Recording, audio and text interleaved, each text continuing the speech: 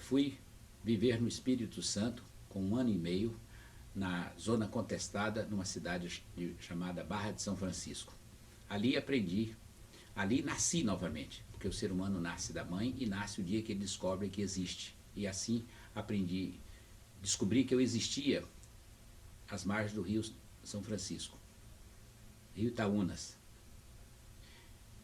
Ali aprendi todos os conceitos da minha vida, muito do que eu sou hoje aprendi naquele momento, na convivência com outras crianças, na convivência com os adultos, e aprendi a conviver com os diferentes, vi a questão da religiosidade, da morte, das alegrias, do amor, assim fui aprendendo como criança. Muito do que eu tenho hoje, eu trouxe dessa infância, numa cidade do interior, era numa rua que chamava Vai Quem Quer, a cidade tinha 4 ruas apenas, Rua Seca, Rua Mineira, e Bambé e Vai Quem Quer. Eu morava no Vai Quem Quer, a rua mais simples que tinha, as pessoas não tinham nem sequer colchão para morar nas suas casas.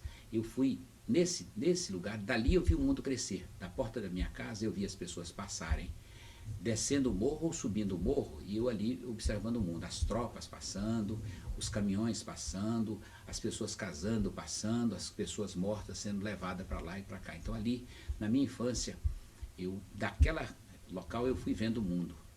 E eu tinha muita dificuldade para entender as dimensões do mundo. Quando minha mãe disse que o mar era tão grande que a gente não via do outro lado, eu me assustei. Eu não podia acreditar que existisse uma distância maior do que a visão. Eu via só até o alto do morro, que era um lugar pequeno, cheio de montanhas. E fui descobrir o mar já com 7 anos.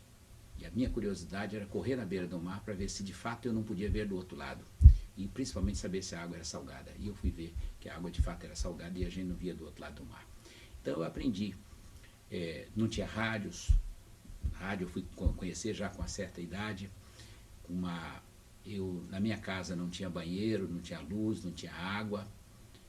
A gente tomava banho no rio, e banheiro era nos matos. Fui conhecer gelo junto com meu avô, quando foi instalado um bar que tinha luz, começou a surgir a chamada luz elétrica, e montaram um bar. E a minha mãe disse que eu ia conhecer picolé. Era uma coisa tão fria que queimava os lábios das pessoas. Eu não acreditava que algo pudesse ser tão frio que queimasse os lábios. A coisa mais fria que eu conhecia era o orvalho. E fui conhecer junto com meu avô. Meu avô não conhecia também o orvalho. Não conhecia também o gelo. A gente comprou o picolé, e para chupar o picolé saía aquelas fumacinhas, a gente ficava assustado, temendo que aquilo pudesse queimar. Então fui vivendo, a minha vivência foi essa. Vendo as pessoas, os animais nascerem, os animais serem sacrificados, enfim, uma convivência com outras crianças, mas também muito em contato com a vida e com a natureza. A importância daqueles animais, da sua vida, da sua observação. Tenho até surpresa que o sexo, a primeira vez que eu vi, a gente começa a observar entre os animais. Tudo existia, o mosquito, a tartaruga, a lagartixa, os animais, e ninguém falava sobre o sexo das pessoas. A gente ficava naquela curiosidade, que coisa é essa? Então eu vivi num período de um aprendizado quase todo ele oral. Não tinha revistas, nós não tínhamos jornais, não tínhamos televisão, e o rádio quando o rádio aparece, que na minha casa, que vai ser instalado esse aparelho de rádio, veio muita gente de fora para ver, e as pessoas perguntavam se é uma coisa do bem ou do mal. É uma coisa assim. Vi também a minha mãe falando um dia, as crianças quando nasciam, as mães separavam o umbigo da criança, e o umbigo dessa criança servia para o destino dessa criança. As mães enterravam o umbigo num curral, a pessoa seria fazendeiro, numa roça seria um agricultor, ou na porta de uma escola ele ia ser um professor.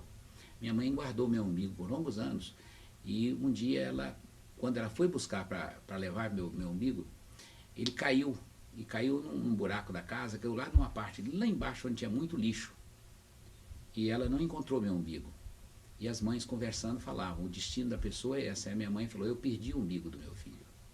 Eu não sabia qual era o meu destino. Eu aprendi que o destino das pessoas é feito por outros, né? Minha mãe tinha dificuldade para dizer qual seria o meu destino, porque eu não tive essa possibilidade.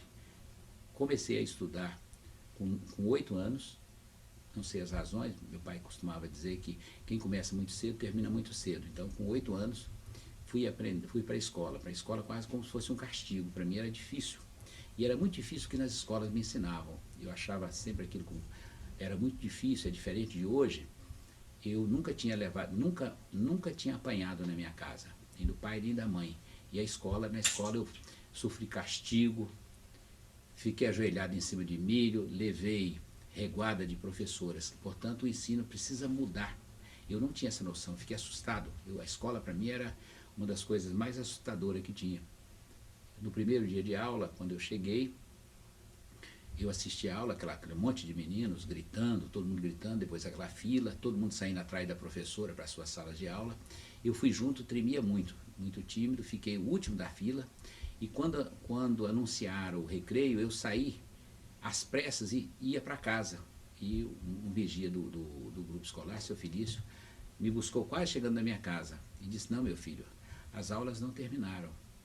Ela está só na metade, que agora é o recreio. Eu sequer essa noção tinha.